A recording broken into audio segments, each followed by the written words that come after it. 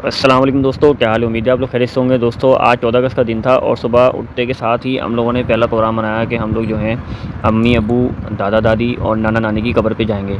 लेकिन अभी इससे पहले कभी ऐसा नहीं हुआ कि हम एक साथ इस तरह से गए हों और बच्चों को भी हम साथ लेके गए हों। इस बार हमने ये प्रोग्राम बनाया कि हम सारे एक साथ जाएंगे और कब्र में कुछ भी अगर कमी पेशी होगी, कुछ मसला हुआ होगा, उसको भी हम सेट करेंगे, ठीक है। और वहाँ पर जाके हम लोग फातिहा ख़्वानी वगैरह करके और फिर हम इसी तरह से पूरा तीनों कब्रों पे जो दादा दादी, नाना नानी और अम्मी अब्बू, इनकी जो कब्रें हैं, इनको जो विज़िट करेंगे प्रॉपर जाके, और फिर उसके बाद हम बाकी जो काम है अपने छुट्टी वाले दिन वो हम करेंगे। तो पहला हमने जो प्रोग्राम बनाया वो ये बनाया कि हम अम्मी अब्बू की कब्र पे जाके विज़िट करेंगे, ठीक है। अच्छा, हमारी जो अम्मी अब्बू की कब्र है वो एक ही है, सही है।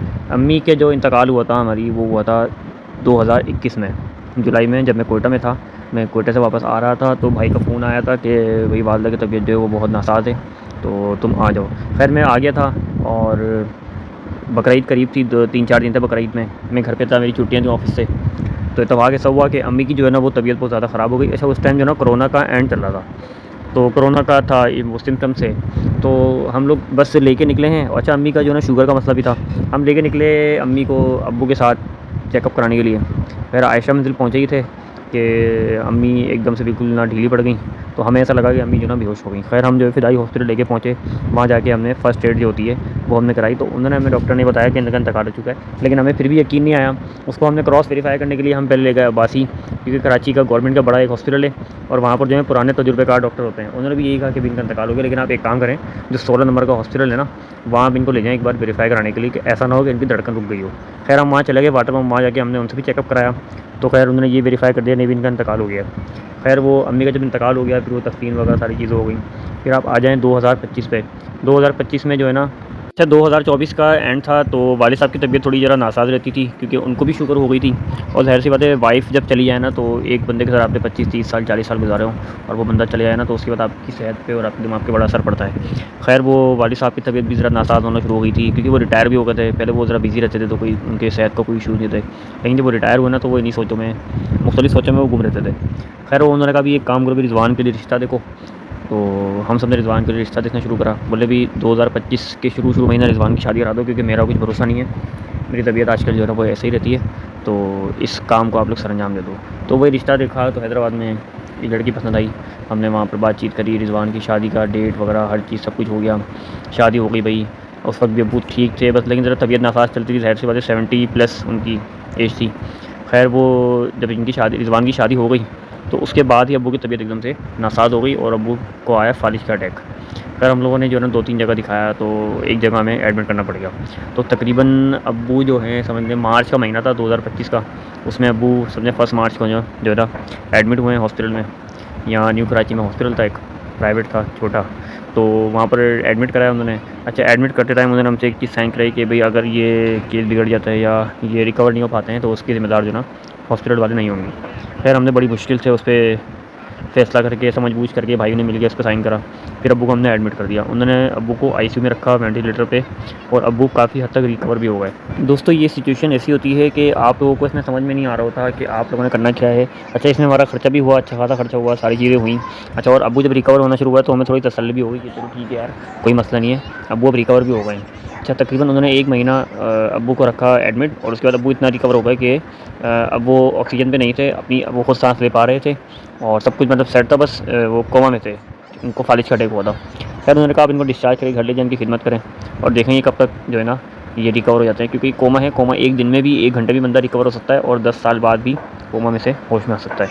खैर हम उनको इस उम्मीद से घर पे ले आए कि इंशाल्लाह वो 1 हफ़्ता 2 हफ़्ता 1 महीने में सही हो जाएंगे। हमने 1-2 अटेंडेंट घर पे रखे, उनकी मतलब जो क्लीनिंग वगैरह, कपड़े, इस चीज़ के लिए, क्योंकि वो बिल्कुल ही कोमा में से कुछ कर नहीं सकते थे, तो वो हमने सारे इंतजाम कर लिए थे।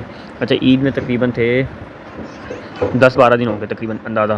खैर वो घर पे रहे, कोई उनको ऑक्सीजन नहीं लगी हुई, उनको खाना वाना दे रहे थे नाली के ज़रिए, सब कुछ हो रहा था, स्टेबल थे, सांस वगैरह खुद ले रहे थे। तो हमें एक खुशी हो गई कि यार चलो ईद भी आ रही है और हो सकता है वो ईद के बाद ही रिकवर फ़ौरन हो जाए। अच्छा, तो एक दिन क्या हुआ कि चाँद रात थी, अब्बू की तबीयत थोड़ी बिगड़ गई, लेकिन हमने, बंदे ने संभाल ली वो तबीयत। खैर ईद आ गई, अब्बू को हमने कपड़े वगैरह नए पहनाए, अब्बू अच्छी तरह तैयार हुए लेकिन थे कोमा में वो, लेकिन वो अच्छे लग रहे थे लेटे हुए। खैर उसके बाद जो है ना ईद गुजर गई, 2 तीसरा दिन था ईद का, सब खुश थे बहुत। मेहमान आ रहे थे, अब्बू को देखने आ रहे थे। हमारे चचा जो है वो बहुत ही करीब ही रहते हैं, दूर नहीं रहते। खैर वो आए हुए थे और वो चले गए। उसके बाद फिर चौथे दिन क्या हुआ कि अब्बू की तबीयत रात को एकदम से ना इतनी नासाज हो गई। जो अटेंडेंट्स है ना, उन्होंने कहा भी आप इनको फ़ौरन जो है ना हॉस्पिटल लेके जाएँ, क्योंकि कंडीशन इनकी बहुत ही नासाज है, कुछ कह नहीं सकते कब क्या हो जाए। खैर हम ले गए इमरजेंसी में। हमने फिर चचा को भी कॉल कर दी थी अपने, और भाई को भी कॉल कर दी थी, बड़े भाई। वो फ़ौरन आ गए, हॉस्पिटल पहुँचे। खैर वो बस हॉस्पिटल पहुँचे ही थे, 10-15 मिनट गुजरे होंगे और फिर अब्बू का इंतकाल हो गया। हमें अंदाज़ा नहीं था कि हमारे साथ ऐसा होगा, क्योंकि 2021 में भी हम एक इस तरह का जो सदमा जो है ना वो ले चुके थे। और उस वो जो सदमा था, उस सदमे से निकलना ही हमारे लिए 2-3 साल में ही बड़ा मुश्किल था, क्योंकि जब कोई ऐसी ईद या कोई इवेंट इस तरह आता था खुशी का, तो ज़ाहिर सी बात है अम्मी थी, वो सबको याद आती थी। खैर फिर ऐसा मैसरी वाला हादसा हो गया। अब उसके बाद से जब भी इस तरह के कोई भी वो इवेंट आता है, अभी हमारे कज़न का इवेंट आया था, वो अकीक़त उन्होंने रखा था, तो उसमें हमें अब्बू बड़े याद आए। हमारे चचा ने कभी अगर वालिद साहब होता तो बड़ी खुशी वाला मौका होता। खैर ये वाली चीज़ें होती हैं। अच्छा दोस्तों, हमारे जो बड़े भाई थे ना, वो काफ़ी अर्से से ही तकरीबन शुरू से ही वो हमसे अलग रहते थे, ठीक है। बाकी हम भाई जो ना वो एक साथ रहते थे अम्मी अब्बू के साथ। जब अम्मी अब्बू का इंतकाल हो गया, जब भी हम इस तरह रहते थे।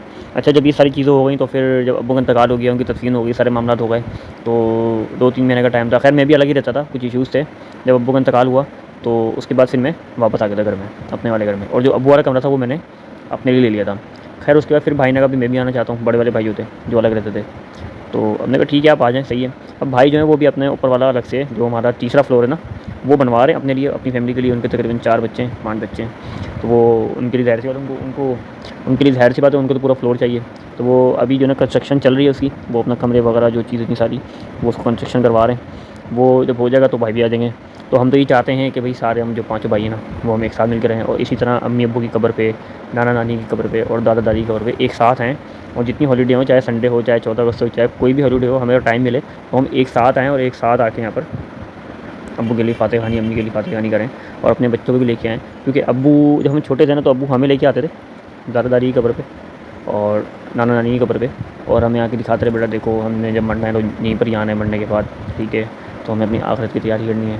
लेकिन हमें इस चीज़ का जब एहसास हुआ कि जब हमारे अम्मी अब्बू का इंतकाल हुआ, क्योंकि जब बच्चे थे ना तो बच्चों को कहाँ एहसास होता है ना, जब अम्मी अब्बू का इंतकाल हुआ तो पता चला भी क्या क्या चीज़ वो हमें बताते थे। अब हमने ये करना है कि भाई जब हमने जब आना है कब्रिस्तान, तो फिर हमने अपने बच्चों को लेके आना है, क्योंकि 20 साल बाद 30 साल बाद हम अपने अम्मी अब्बू की जगह पे होंगे, वो जो हमारे बच्चे हैं वो हमारी जगह पे होंगे। तो ये वैसे ना अपने बच्चों को लाना चाहिए, ताकि अब अगर हमने हमारे अब्बू ने दादा दादी की कब्र दिखाई हमें, तो हमने देख ली, ठीक है। इसी तरह हम अपने बच्चों को अब हमारे अम्मी अब्बू की और इनके दादा परदादा जो है ना, जो परदादी हैं, हम उनकी कब्र दिखाएंगे, तो बच्चों को पता होगा कि ये हमने भी यहाँ पर आना है। और अगर हमें कुछ हो जाता है, हमारा इंतकाल हो जाता है, कुछ होता है, तो बाद में हमारे बच्चे हमारी कब्र पे आएंगे, और जो दादा दादी परदादा परदादी उनकी कब्रों पे भी आएंगे। बाकी दोस्तों आप एक चीज़ का फ़र्क ये देखें कि जहाँ पर आबादी है और जहाँ ज़िंदगी है, वहाँ पर देखें हरियाली है ही नहीं। दुनिया के लिए हरियाली बहुत ज़रूरी है, क्योंकि आजकल आप लोग देख रहे हैं टेम्परेचर किस तरह से बढ़ रहा है। और देखें जहाँ पर ज़िंदगी नहीं है, जहाँ लोग आराम फरमा रहे हैं, वहाँ पर देखें किस तरह ग्रीनरी है। यहाँ पर इतनी ग्रीनरी है कि अगर आप गूगल मैप को भी खोल के देखेंगे ना, तो आपको सिर्फ जैसे ऐसा लगेगा कोई छोटा सा जंगल है, क्योंकि वो यहाँ पर हरियाली इतनी आपको कब्रें नज़र नहीं आएंगी गूगल मैप पे से। लेकिन जब आप खुद आके सखी हसन का कब्रिस्तान देखेंगे ना, तो आप देखेंगे कि हर जगह से एक पौधा निकला हुआ है, हर कब्र में से, हर ज़मीन में से कोई ऐसी जगह नहीं है जहाँ पर पौधा नहीं निकला हुआ।